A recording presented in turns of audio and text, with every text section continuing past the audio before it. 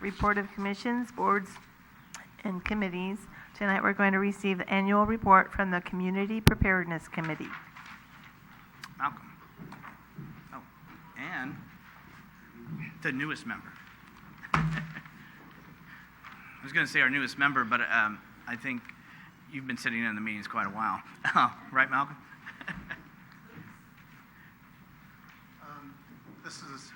My name is Malcolm Robinson. This is Janet Ludis. And sorry for the improvisational nature of this presentation. Let's make it good. We weren't expecting it. Okay. Want to do 2 slides and I'll do 2 slides? Sure. How's that? Yeah, I'll start out with it. Does the council have a...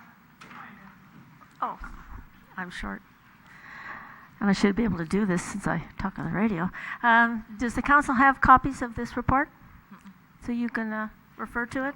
No. Okay. I'll just read. Here's our annual report. Our mission statement was to promote emergency preparedness, planning, and education, to prepare the residents to mitigate the potential consequences of natural and human-made disasters.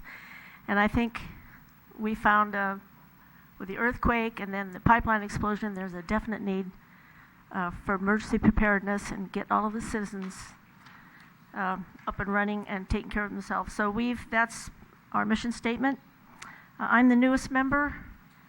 I was voted on a couple of months ago by City Council. Okay, our accomplishments for this year.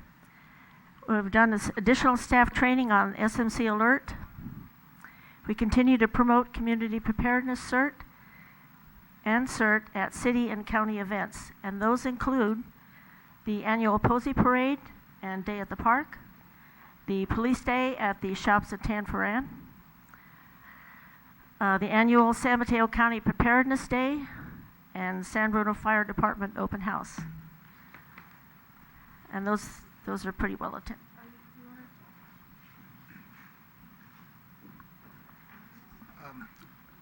Okay. Yeah. Again, I apologize. We had a collaboration in a meeting between Neighborhood Watch people and the CERT people. Also attended was Fire Captain Scott Waldvogel and Officer Sherry Campbell. And what we're trying to do is bring together the two groups of people. So the goals of this meeting was between Neighborhood Watch, CERT, and at the Radio Club. There were 2 main goals. The first is communal. Knitting together the diverse skill sets of these groups will promote a united, safe, and capable community. The second is more on a personal level, that it helps and trains and empowers citizens against a feeling of defenselessness in the face of adversity. So Henry Adams, son of a president, grandson of another, once wrote that the purpose of education was to train people to react with economy on the world's on the things that face them. And by training people in turning off your gas at your house, and turning off your electricity, in watching out your neighborhood and how to report a suspicious person that you see is important for all the people in the community. The idea is to promote self-sufficiency. So I think that's a major first step in this direction, and we're going to have continued meetings as we go along. We continue emergency community preparedness messages on San Bruno Cable in English and Spanish. We collaborated with the school park district. We collaborated with Parkside Middle School in talking with the space station, astronaut Scott Tingle, and that was a great event attended by the entire school. It got a lot of press. The Chronicle, the Daily Patch, Daily Journal, all had good write-ups on that. This past year, we had 148 citizens trained in CERT and CPR. Forgot my glasses. And 56 new CERT members. The liaisons for this, we have both fire and police presence. Chief Cresta is our lead, and Lieutenant Troy Fry, who's not here tonight, is the police representative. Ex officio members are Scott Mulver of the Office of Emergency Services Coordinator, and Walt Long and Janet and myself from the San Bruno Radio Club. We're all ham radio operators.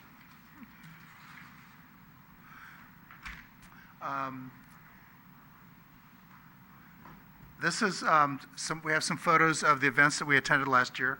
This is the police day at the Shops at Tan Foran with two of the cadets.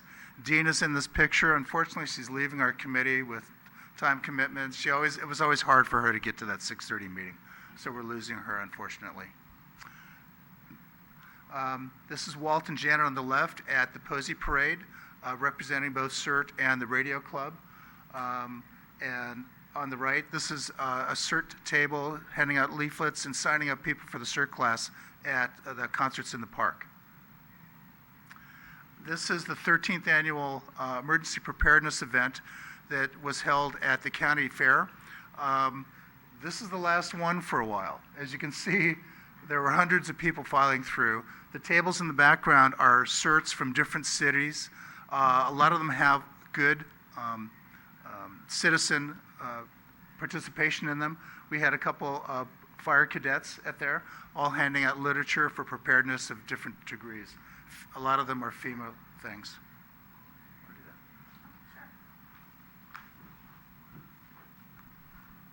In the CERT program, the CERT has classes twice a year at this point, and there's been 56 new CERT members trained last year.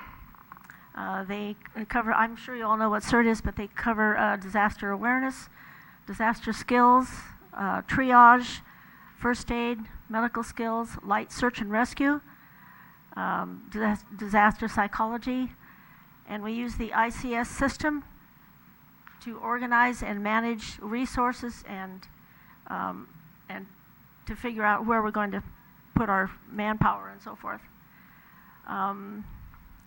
This was the CERT class that had in November, and if I know several of those people, they held it at Shelter Creek, and I know a few of those people, and I've never seen them smile like that the whole time I've known them. They've got smiles on their faces because they know they've really accomplished something. Mm-hmm. It's a real feeling of empowerment. I think it's great. I encourage everybody in this city to take that class if you haven't taken it. It's really good. Okay, this is one of the officers, firefighters, giving emergency preparedness information to the, I think that was St. Bruno's Church in Spanish. And those people, the people that speak Spanish and maybe not such good English, they need to know this information too. It's very important to them. So this is really a neat thing. SMC Alert has really got a lot of new subscribers. I encourage all of you that aren't already subscribed to that to do that, because that lets you know about road closures, huge accidents, all kinds of emergency that might impact you on your way to work or home or wherever you're going. It's really a neat thing. So, the San Bruno Radio volunteers have our own repeater. We use other repeaters around the Bay Area to do our nets and so forth. We have our own repeater, and pretty much it only covers San Bruno. It's not a really high-powered repeater. But so that means that if other repeaters are inoperable, we have our own repeater. We can at least get around all through San Bruno. We continue to collaborate with the Millbrae Radio Club, who was very involved in the International Space Station contact. Those guys are awesome, I tell you. We had people, 4 or 5 guys up on the roof putting 3 antennas up. We had 2 radio stations. Even a ham in LA brought his gear up so that we could use it. We could have 2 radio stations. And that's part of the community that you find in ham radio.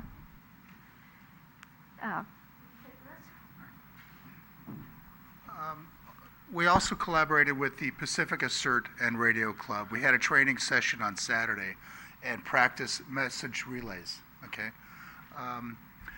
For 2018, our objectives are to promote the use of Pulse Point smartphone app. That's an application on your phone to let you know where AED are. So if somebody has a heart attack or is in need, with your app, you can find out where a machine is near you, There's probably one right out in the hallway. And these are important devices for life-saving. Expanded CERT website to include additional training links. We have links to FEMA and OES so that people can self-train, right? Part of this is self-sufficiency. You're learning how to take care of yourself, right? So things like first aid are something that's outside of our purview currently. So that's training you'd have to do on yourself. And these links provide information so you can self-train. As I said earlier, continued collaboration with the Citizens Crime Prevention Committee. Thank you.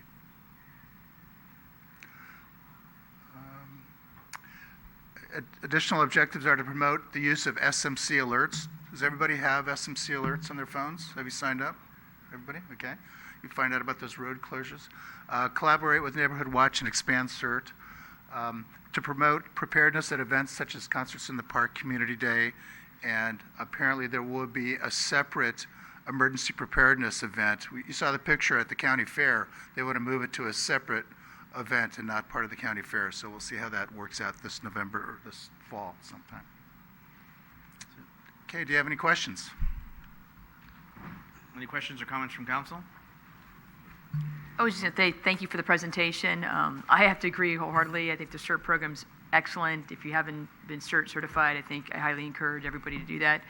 We just don't know, and the community needs to be prepared. And if you have not taken CPR, we just don't know when something's going to happen. So thank you for the presentation. Anyone else? I have one little follow-up. Since we never know where we're going to be when the next big one hits, I encourage everybody, I'm sure, has the earthquake kit at home. Food, water, can openers, first aid kit, everything else. You may not be at home. You may be in your car on the way to work, on taking your kids to school. You don't know where you're going to be. So I urge all of you to also have a smaller version of that kit in your car. Protein bars, 6-pack of water, small first aid kit, extra blanket. So that's just my little add-on. And one last one. Sorry about the time. I'd like to thank you for appointing Janet to the Community Preparedness Committee. She's been attending the meetings for the year and a half that I've been going to them, and she may as well be a member. We would echo that, Malcolm. I think you're absolutely right. When I said the new member, I would say probably not. But no, on behalf of the council, we want to thank you because this is a topic that certainly comes to the forefront when we turn on the news and there's something tragic that's happened nearby, or we think it can't happen to us. Well, we had a disaster. It did happen to us.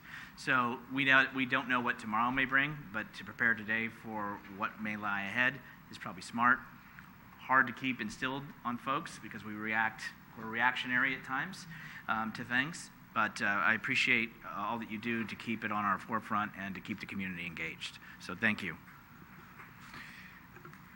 Vicki.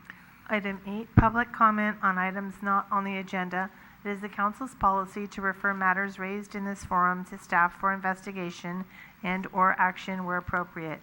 The Brown Act prohibits the council from discussing or acting upon any matter not agendized pursuant to law.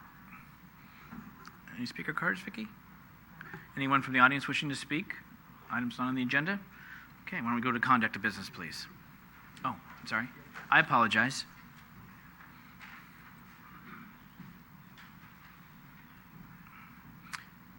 Go ahead, just give your name and street, and please. Okay. I'm with Azteca America TV. I'm Johnny Pachuco. I come out on the radio, on TV. I'm also with the Socialist Workers Party. I'm a member here in San Bruno. I live on Buena Vista Avenue. Thank you. Okay. I understand you want to fix certain light fixtures, certain light poles, but at the same time, you're trying to close Bel Air Elementary School and Allen School. Those are the only two schools on the working class side of town. I understand that we're in a deficit as far as what you want to do, but I believe that the way there's other ways to go about it rather than the means.